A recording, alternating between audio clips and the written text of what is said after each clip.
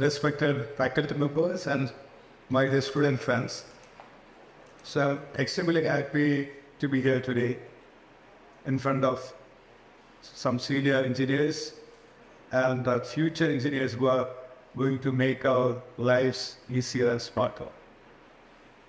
So I'm here to share some of my experiences.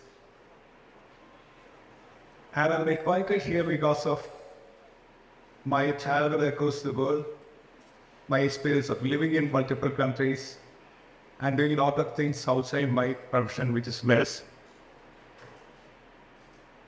Because I have worked for different international organizations, including World Health Organization, LAL, and many other international organizations. And because I have lived in many countries and multiple cities outside my country, I often encounter a question, which is the city that may be the biggest cultural shock. You are expecting cultural shocks when you move from one place to another. It can be even within your city or within your country or outside your country. It's an interesting question. I face this question almost every day, especially when I travel.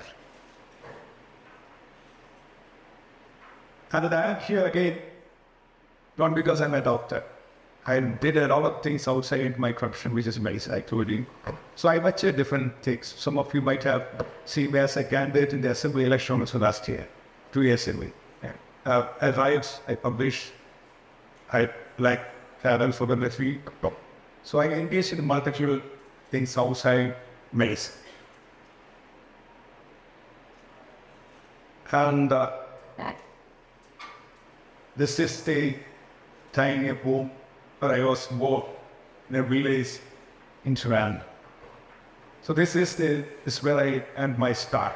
And I grew up in Random City. My parents, within a few months of my birth, they moved to Random City. So I was fortunate enough to study and live in a city. Many people don't call it a city, they call it a promoted village. It has village culture for travel. So this is where I grew up. For anyone, their life and growth and profession, everything depends on several academic institutions. I was fortunate enough to study in very good schools and colleges in multiple countries, multiple cities. This is where I started. I started my education at a very tiny school, government school, kind of 3-year-old school. And I was fortunate enough to study in multiple colleges in Toronto, including the University College. I'm done at 30 years old or so. I could do my medicine, Brandon Medical, at the first medical college of Kerala State. And my PhD is from LAL University, which is 450 years old in the Netherlands. I was fortunate enough. So, right from my school days, I was engaged in leadership activities. I was a school leader when I was in Passport. There was a president of both the colleges I studied in Toronto. So you have to try many things outside your academic curriculum, academic activities. That's why one with TEDxTKMCE. Of course, studying is not easy. You have to learn a lot of things. When you study, don't completely use your time just for studies. There are a lot of things to explore outside. And I have done that and never stopped studying. I finished my PhD when I was 55 years from Europe.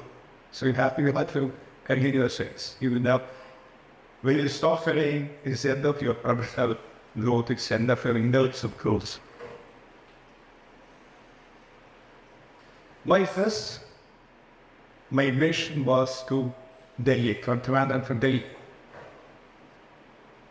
Dili, our capital, is a huge city, it's a huge metro. Now the population is 32 million, 3.2 crores, as very close to Kerala's population city. It's very busy. When I went there in 2003, it was chaotic. Everyone is fast. Roads are very dusty. There's a lot of traffic. But at the same time, you can see cross-section of India in many parts of Delhi. Delhi, even though it's very diverse, you can see a face of Delhi like high resolution pictures. You won't be able to distinguish or make out the pixels. So Delhi has a good face. Delhi is full of noises, but there is a resonance which is as good as us. There are multiple colors which birds like being here. There are different kinds of food you get in Delhi, you might have experience, which one satisfy each taste bud of yours. So it's a very big city, very fascinating city. And I worked in Delhi as the National Professional Officer of World Health Organization. Delhi gave me a lot of cultural shocks. Of course, knowing Hindi is a big issue in Delhi. I went into a lot of difficulties. And I had to travel many kilometers in the first week of my life in Delhi because I did not know the meaning of board sector. Somebody told me, go ahead, see that chalo, there's a board sector, turn right. I didn't know what was board sector. I was looking for big meetings. Later I realized that it is roundabout. Right. A lot of cultural shocks. People used to ask me, are you from something there? That's the time when I realized that, oh, there are two Indias. And I was thinking, I might have asked many people who I met in Kerala, not here. So we divide based on languages and cultures. Suddenly I became a Madras. I lost my Kerala identity. If you start calling me, anyone who don't speak, anyone who doesn't speak Hindi, and who looks like me is definitely a Madras. It's very interesting. And women's rights, we talk about women's rights. I have seen women who don't know that they are human beings, forget about women's rights. They don't know that they are human beings. One of the ways in our home, she told my wife that her pregnancy, she's not sure whether it's from her husband or from her sister's husband. That community is very common.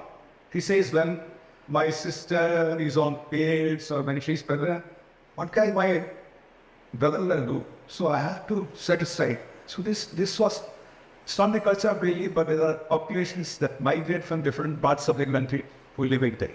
So Delhi is, when you go as a tourist to see different city, or when you start doing in a city, you start seeing cities. From Delhi or Dili, I go to my first international posting country, which is on East City Walk. The capital is Dili, D-A-L-I.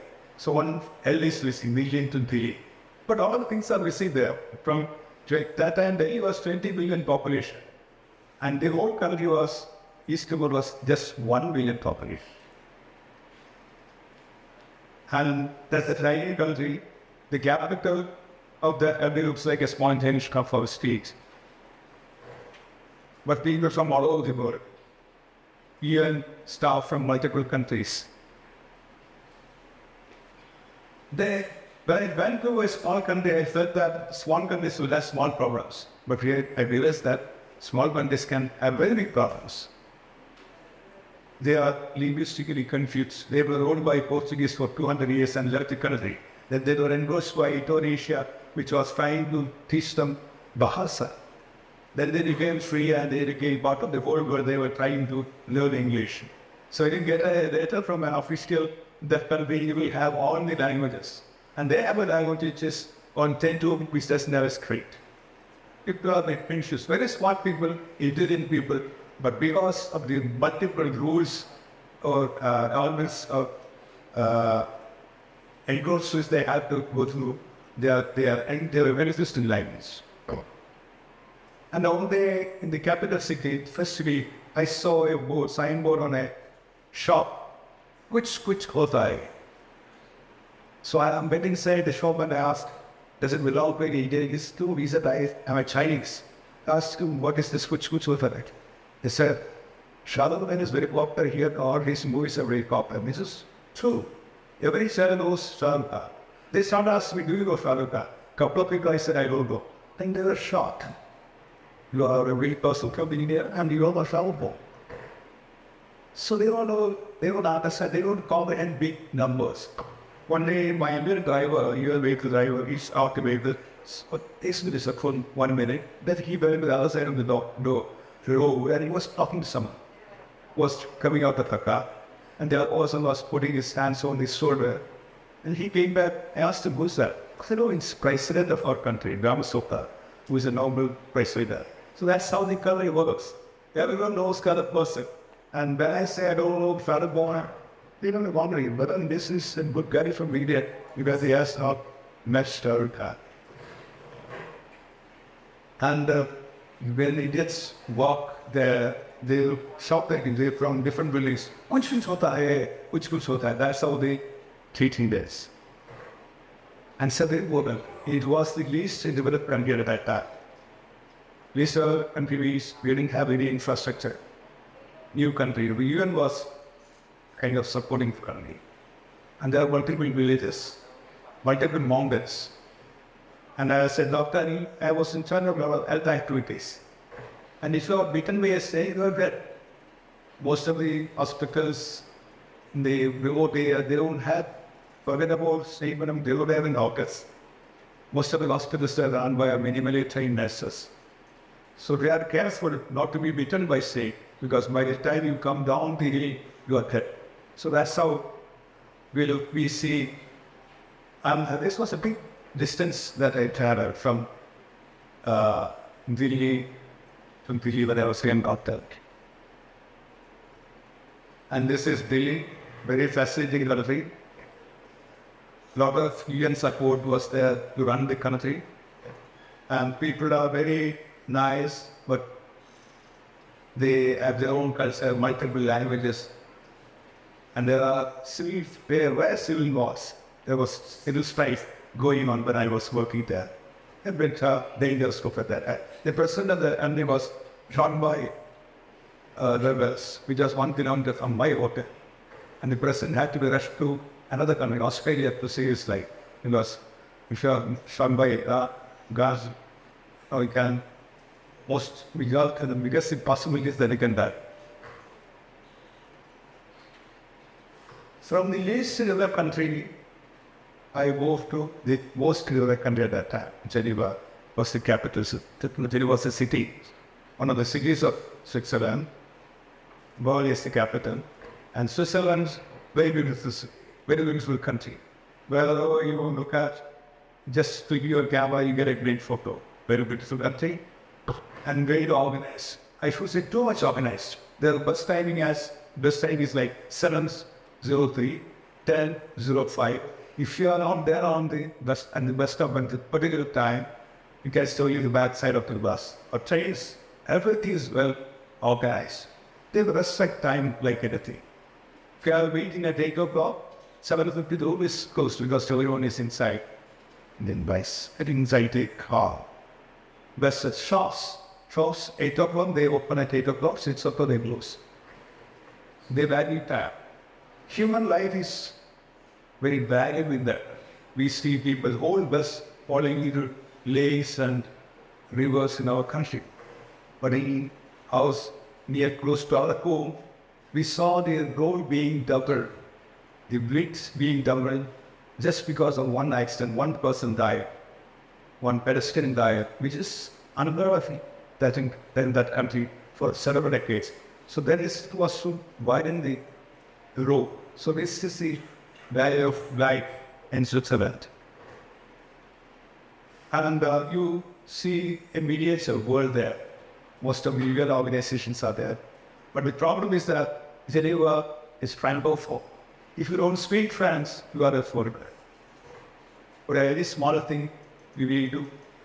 Go French, otherwise we'll be in difficulty. So from Kerala to Delhi, where India was proud of, for me, and from Delhi to Dili, there was no language, multiple languages. And from there to the most developed country, Switzerland, and the city of Geneva, where you need to know French to survive. Of course, in the office, you also speak English, But if you want to buy something from outside, you need to know France. From there, I moved to Washington DC. I'm mentioning only those countries where I stayed for longer periods. There were shorter periods in many countries and cities, and I'm not going here. When I moved from all these places and reached Washington DC, I felt that at home. Because in English, you can manage everything. In the metro, you will see mostly people speak English, but you will hear Tamil somewhere. Tamil is in the metro, Telugu, Malayalam. So it's a basically, there's a lot of people from Kerala. So even the Kerala Association had the membership was 6,500. That's the size of the scenes, that's the size of the populations. So the 6,500 Kerala are mentioned there can kind of think of the whole, the total number of Indians will be there. And I used to say that America belongs to everyone. Because you are in America, you have all the freedom. Country belongs to none. Even the presidents belong to families that migrated from Europe and other countries. So it belongs to everyone, but belongs to none. And what I have seen, and very different from many of these countries, is that they are very friendly when it comes to business. I bought my first car the first week of my life in the US in just 2 hours. I went to the shop, bought the car, and came back to even number plates. When we buy this first television, and some week the whole family was discussing about which TV to import and things like that. So I found that, to watch, it was N30. I asked, what time do you close Lego? We close at 8:30. Well, this huge shop is open just for the one family. That's how they and the customers. And you can buy anything and return in a month's time. You can get shirt, you don't like it, just give it back to shop. They will not ask any question. They will give you the money, the price of the money back. It can be a big car, expensive car. Within a month, you just go and tell them, I didn't like this car. I don't want it. It's possible. And America, all these cities I could say, whether it is Trivandrum, to me city I migrated when I was a few months. Dili, when I was a young doctor. Dili, after a few years. Geneva, of course. And especially the US, that country and is everywhere. That's one of the peculiarities I have seen. It's really good. It's absurd. Then, coming back to this question, as a doctor, as an Indian, as a person from an organized family who hadn't got watching people travel to at least 100 countries, live in some 5-6 countries, which is the place that gave you the biggest cultural shock. That's that question I encounter, I told you, almost every day. I've been to multiple African countries. One of the countries, because in Tanzania, Dar es Salaam is one of the biggest cities. It has a rewarding hotel on the top of a 20 or 25-story building. We don't have in India. Sitting there, my country director's daughter, beautiful girl, African girl, she was asking me, can you do a favor to ask her what? Can you introduce me to some wine guy? I said, just white, random wine guy? Yes, any random wine guy. But I want to marry a white guy to get rid of this color, at least in my nice irish. That's of people, rich person, educated person, lady, young lady, beautiful lady, still worried about the color.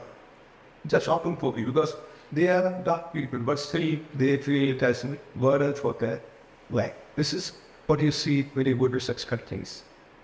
However, the same city, I went to marriage. I was taken for marriage. I saw the girl very tall, taller than the usually taller girls you see. And the guy, the bridegroom was very short, very short. So being an Indian, I was thinking about them. And I asked my friend, can you consider, is it a normal? She asked, what's the problem? He said, guy is very short and girl is very tall. I said, what's the problem? Didn't understand. She said, they are man and woman. They are male and female. That was the problem. So this was the learning problem. I didn't have that problem because I was dealing with multiple countries. But when I think at India, you'll see it gone. But for them, there's no problem when it comes to height or age or many of my colleagues in different developed countries, girls marry boys after that. We just know it. So these are some of the experiences in the West and African countries. In Far East also had interesting experiences. I was invited, when I went for a guest lecture to an international institute, I was invited by the director to a very good restaurant. I had sushis. Some of the meals he was not telling me what it is. Later when we had finished, he said a couple of 3 meals worth of snakes and crocodiles doing those kind of things. So these things become part of your life, especially when you live outside and outside. So coming back from Washington DC to my place where I had my primary education, this was the house where I was born, and this is the tiny school. It is still there. Even after 70 years, several decades, the school looks like this. This is where I started my schooling. Very big school in terms of size. This was primary part of the school. But children were mostly from very poor families. The school was kind of ignored. Either students leave on strike, primary class, nobody comes. Most of the days, children are weak, sick. Teachers were on strike. And most of the students came to school just because they had midday meal from the school. And many of my classmates were from orphanages. I had classmates who did not have class. Those were the days and even girls' money started coming. So many people were poor. Many kids were starving. One of my friends, he did not play. He was a good player, but he did not play. While you were playing, he said, if I play, I'll get tired. I don't have food. And from there, when I finished class 6, my parents decided to put me in another school, just 1.6 kilometers, less than 2 kilometers from this government school. But everything was different. Same city, less than 2 kilometers apart, it's a St. Joseph school, the best school in that city of that time. And one of the classmates was son of a minister who used to come in state car, just long of course. For on-site courses, son, this side is nephew of a bus owner. Very rich kids, very sophisticated.